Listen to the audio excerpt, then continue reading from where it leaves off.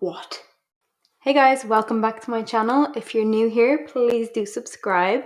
And if you're old here, hello again. Today I've got a missing person case for you and it is interesting. At first I kind of thought it was quite a clear-cut, basic missing person case, but the more I delved into it, I realized there really is more than meets the eye. So if you're excited to see more, please give me a like and hit the little bell because I like to know that I'm doing something right. But yeah, let's get into it. So this is the case of Annie Mccarrick, and straight off the bat I already have conflicting information because her birthday was either the 21st of March 1966 or the 27th of March 1966, and normally that wouldn't matter for the case, but she actually went missing on the 26th of March. So she either went missing a few days after her birthday or the evening before her birthday. Just want to say that as a preface. So she was born and raised in Long Island, New York, and she was an only child and of Irish descent. And because of her Irish background, she had this really strong connection to Ireland. She went she came here on a school trip when she was a bit younger. She just immediately felt this connection with the country. And because of this connection, she actually moved to Ireland in 1987 at the age of 21. So like I said, she loved Ireland and it immediately felt just like a second home to her. Have you ever gone to a country and just felt at home? That's how she felt about Ireland. It was just like, yeah, I belong here. So she studied in Maynooth from 1988 to 1990, and according to one of the priests there, she lifted the spirits of the class. She was just this ball of positivity. Now she did actually return to the US in 1990 to complete her master's degree, but she did come back to Ireland in 1993. She just couldn't stay away. And I believe she had a job in a restaurant initially, but then she ended up working in Cafe Java on Leeson Street in Dublin. There was some tension with her dad because he just didn't want her to leave the US. And that's fair enough. I mean, it's always hard for parents when they flee the nest, but it wasn't like major tension or anything, just like a little bit. Okay, got my coffee, ready to get into a bit of a timeline for you. Oh, I did good. I talk about it like it's not just instant coffee and hot water and nothing else. Okay, so into the timeline. On Thursday, the 25th of March 1993, Annie completed her shift in Cafe Java and she told her colleagues that she would be back the next day to pick up her paycheck and to bring in some homemade desserts kind of thing. And then that evening she went to a friend's house for a bit of a catch up. On the Friday then, both of Annie's flatmates actually left the apartment to return back to their respective hometowns for the weekend. So Annie was actually going to be in the apartment on her own for the weekend. We have a rough timeline from 11 a.m. to 3 p.m. After that it gets a little hazy, but we'll come to that in a minute. So at 11 a.m. Annie visits the AIB bank in Sandymount, which I don't think I mentioned that's where she was living at the time. And the bank was the last place she was actually seen on CCTV. After that, she visits the Quinsworth supermarket on Sandymount Road. She buys bits and bobs, some ingredients for the desserts and stuff like that. So cream, butter, the likes. She also got some ingredients for a dinner that she was going to be cooking the next day for her friends Hilary and Rita. But the receipt from that supermarket shop was timestamped 11:02 a.m. So on her way back to the apartment after this shop, she actually makes 2 phone calls from a public kiosk. One was to her friend Hilary to confirm that Hilary and Rita were going to be coming over the next day, and the other was to her friend Anne because Annie actually wanted to go for a walk in the mountains that day and she wanted company. So she asked Anne, do you want to come with me? Unfortunately, Anne had an injury and couldn't go with her. So Annie returns to her apartment and she leaves the groceries on the counter. That part is a bit strange because she didn't put away the perishable items, like the cream and butter and stuff were actually left out on the counter. Now, Ireland isn't exactly the warmest place, so things aren't going to go off as easily. And I did kind of read some theories that maybe it was just to soften the butter and stuff like that, because if she was going to be baking with them, that would have made it easier. But I don't know, because she didn't put anything away. So it's just a detail that kind of stands out in the case, I think. She also leaves her laundry in the communal washing machine down in, I think it was in the basement. So at this point there's a bit of time that's unaccounted for because we next place her at 3 p.m. We don't really know why she didn't unpack the groceries or get her laundry back.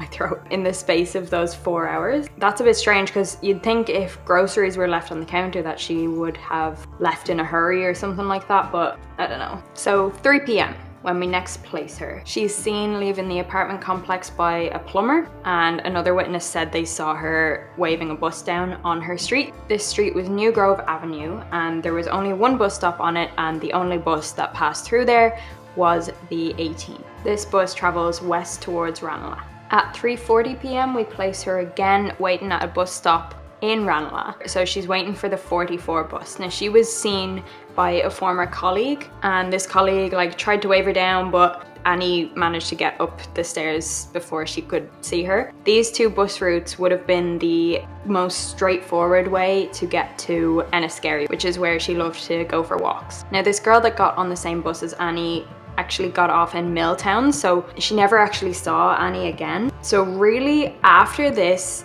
things get hazy. We assume that Annie was on her way to Enniskerry, but we have nobody to say that she definitely did. From here, the timeline is not confirmed. It's just kind of what we assume happened based on her prior movements and on witness statements. So somewhere between 4 and 5 p.m, the clerk in the post office in Enniskerry actually remembers seeing an American woman buying 3 stamps. It wasn't confirmed to be Annie, but it's a potential of where she could have been. And then the strange part is there's no information on her whereabouts until 8 p.m. So at 8 p.m, a bouncer in Johnny Fox's pub in Glencullen remembers seeing an American girl matching Annie's description coming into the pub. What he remembers is a girl waiting in line, and she didn't realize that she had to pay in, so it kind of caught her off guard, and she was like, oh, okay, yeah, fine. What happened was the guy behind her actually was like, oh, don't worry, I got that. So she accepted and they went in together.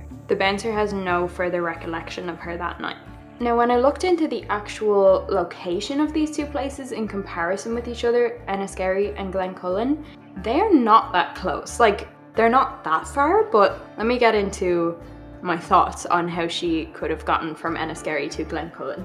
They're about 6 kilometers apart, so if she walked it, it would have been about 1 hour and 25 minutes. Now, it was a cold, wet night. I don't know about you other girls out there, but if it's a cold, wet, dark night and I want to go to a pub, I'm not walking. On top of that, because these two towns were buried within the mountains, there was an elevation of 215 meters. I am not a hiker. I don't know how bad that is over that amount of time, but it sounds like a lot. And if you're walking to a pub, I just feel like you'd be sweating, your hair would be all over the place, you'd be tired. Like, I can't imagine her walking alone at night to this pub. So that's the walking scenario. Now, obviously she was not afraid of getting public transport, so I looked into that. And although I don't know if there have been changes in these bus routes or anything over the years, I know that if you were to do that route now by public transport, it would take 7 hours and 48 minutes. Because you have to go like all around the world to get there, and I just cannot see that happening. I don't know about yous, and also it wouldn't make sense with the timeline. The other option then would be by car, so it would be 11 minutes by car. Now, I feel like if you were a taxi driver in this time and you worked around that area, like this was a very high profile case, so you surely would have said, if you were a taxi driver, I dropped her to that pub. But nobody came forward to say that. Another option is maybe she ran into someone in Enniskerry that she knew that had a car, and maybe she got into the car and they dropped her off at Glencullen. But again, wouldn't someone come forward? Again, I will just preface that this was not confirmed to be Annie, and I think a lot of American tourists went to this pub because it was like the highest pub in Ireland, like elevation wise. Even if it was her, how would she have gotten home then? Apparently taxis were hard to come by in that area at that time, and she was 15 kilometers from her apartment. I did see a few articles that said that Annie had actually hitchhiked around Dublin in the past, so maybe she wasn't afraid to take a risk like that. But yeah, I just thought I'd throw that in there. But that's all the information we have on the 26th of March. So moving on to Saturday, March the 27th. You might remember Annie said she was going to collect her wages and bring in some homemade desserts to work that day, and she never did. She also had plans to have dinner with her friends at her apartment that night, at 8 p.m. and when they showed up, they obviously knocked on the door. There was no answer. They waited there, they kept knocking, no answer. Obviously this was before the time of mobile phones and stuff, so it was harder to contact people, but they said, you know what, she's probably just lost track of time, let's just go have a drink in the local pub and then we can come back after. So that's exactly what they did. They had a drink and they came back after about half an hour, knocked on the door again, and again there was no answer. They were a little concerned, but generally your mind doesn't go straight to crime if someone's not home. Like, it's kind of, oh, maybe something just cropped up. They eventually just went home and they called her landline to see would she answer the phone, and she again didn't answer. But like I said, they weren't in a panic or anything. It didn't seem that unusual, so they didn't take action or anything until the next day. So the next day, Sunday the 28th of March, Rita actually called Annie's workplace, Cafe Java, to see if they had heard from her. And that's when they told her that she didn't show up to work the previous day. When her flatmates eventually returned from their respective hometowns, they realised that the groceries were left on the counter. So Hilary and Rita actually got in contact with those flatmates and they all kind of realised, hang on a second, like something is wrong here. And that's when they contacted Annie's mother in New York. So the next day, on the Monday, her mother gets the first flight to Dublin that she could, and when she's with Hilary and Rita, they all went and informed the local police. So if you're not from Ireland, the police are called An Garda Síochána. So if I say Garda or Gardaí, that's what I'm saying. Most of you are Irish, but some of you aren't. But because of all these uncertainties of whether something was even wrong, she wasn't reported missing until almost 80 hours after she was last seen. A really sickening thing was that Annie's family didn't have much confidence in the Gardaí because they weren't really going about it in the right way. They were resistant to even label her as a missing person since, you know, she was an adult and had the freedom to do whatever she wanted and be wherever she wanted. They weren't seeing it as the emergency that it was. So a couple of questions to consider about this whole timeline. Like I said, we really don't know if she even ever got to Enniskerry, and if she did, how did she get from Enniskerry to Glencullen? Another question would be, why did she leave the groceries out? And why didn't she take her laundry out of the machine? Like, she clearly had intended to come home that day. Another thing then as well was, if she was in Johnny Fox's, that pub in Glencullen, where was she between like 5 p.m. and 8 p.m? It would only have taken an hour and a half to walk, and sunset was before 7 p.m. So where was she in that time? Okay, let's get into the theories. This is where things just get like, what?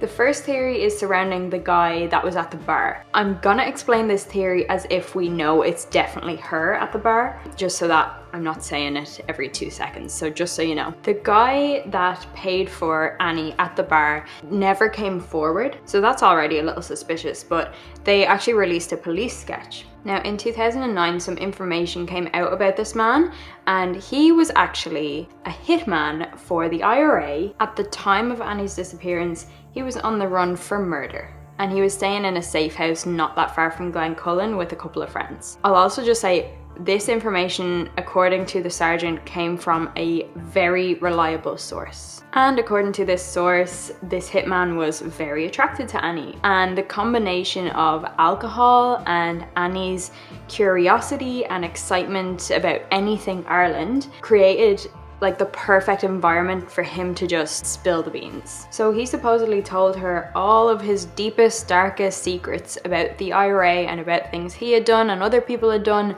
and Annie was now filled with a lot of lethal information. Corona.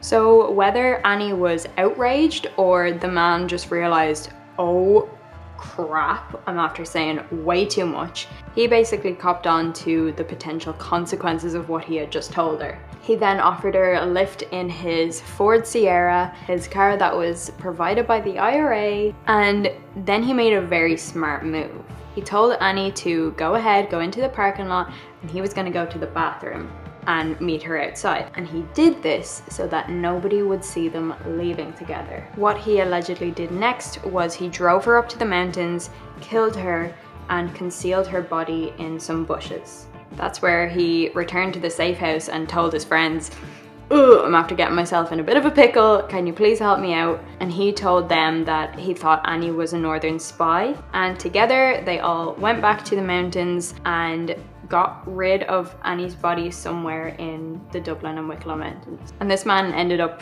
permanently relocating to America, where he worked in a pub.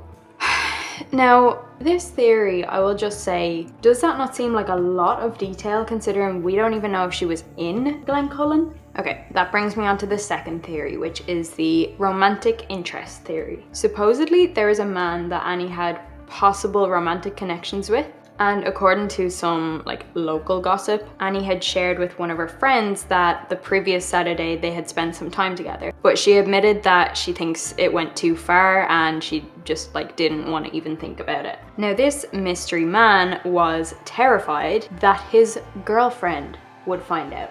Can we take a second? But that was the reason that he claimed it didn't even happen. And it seems that the Gardaí kind of took his word for it, and it kind of looked like they had a typical boys will be boys approach. So that brings me on to the third theory I'm going to talk about today, which is the serial killer theory. So Annie was actually the first of 8 disappearances between 1993 and 1998 of young females within a pretty small radius, and this area ended up being nicknamed the Vanishing Triangle. Now, obviously all these 8 girls have their own individual cases, and it will obviously take me way too long if I do go into them individually, but let me know in the comments if that's something you'd want me to cover. Are you learning? Oh my god. But one of the theories within this theory was that these girls were the victims of Larry Murphy. Larry Murphy was put into prison in 2001 for the rape and attempted murder of a Carlow businesswoman who he had taken to the Wicklow Mountains. Luckily, he was caught in the act and stopped before he could actually kill her, but not a good guy. He was sentenced to 15 years in prison, but he only served 10 of those years. And this guy has been roaming around Europe and living in Spain and living in Amsterdam, and now I think he's living in London. First of all, how is he affording all that, and why is he allowed to have that freedom? We actually know that when he was in prison, he refused any rehabilitation attempts, and he's never shown any remorse for anything he did. He actually made the comments, "She's really lucky, and well, she's alive, isn't she?" Okay, so if this had something to do with him, 1993 to 1998, there were 8 disappearances of women, but then we don't actually know of any, or at least I didn't see any, between 1998 and 2001 when he was actually imprisoned. But the thing is, even the family think Larry Murphy was the last person to see Annie Mccarrick alive. And the fourth theory that I have for you today is that the bouncer knows something. It is a little strange that the bouncer was the only one who remembers seeing her that night. Is it that he's trying to cover someone else's back, or did he have something to do with it? I looked into this theory and I couldn't actually find a whole lot of information. I know that obviously the Gardaí spoke to him because he gave his witness statement, but I don't know if they grilled him or anything. But then you could also argue maybe this was a real hotspot for American tourists and there could easily have been people under a similar description, but it is something to think about. Possibly one of the saddest parts of this case is the fact that John Mccarrick, Annie's father, passed away before being able to find out what happened to his daughter, and he actually passed away as a result of stress-induced medical issues from the stress of losing his daughter. Now I'll finish up with a quote from Nancy Mccarrick herself. She said, "I'm pretty sure I'll never see her again. My greatest wish would be to be able to take her home. To find out what really happened would be a gift at this point. It really would." This mother just wants answers. Something happened to her poor daughter and she has no idea. As I'm filming this, Annie Mccarrick has been missing for 27 years. And that is a long time, but honestly, I don't think it's impossible to solve it. My guess would be that Annie's remains are somewhere in the Dublin or Wicklow Mountains, and if so, that means they could be found someday. I don't know, maybe that's just me being naive, but I really do believe that. But that brings me to the end of this case. Thank you so much for watching. If you like this video, please give me a thumbs up and leave in the comments which theory you believe is the strongest. Like, I do believe that they all have strengths and weaknesses, but let me know your thoughts on that. And also, before you go, you gotta subscribe, you gotta turn on the notifications because I upload every week and otherwise you might miss it. Again, thank you so much for watching and I'll see you in the next one. Bye.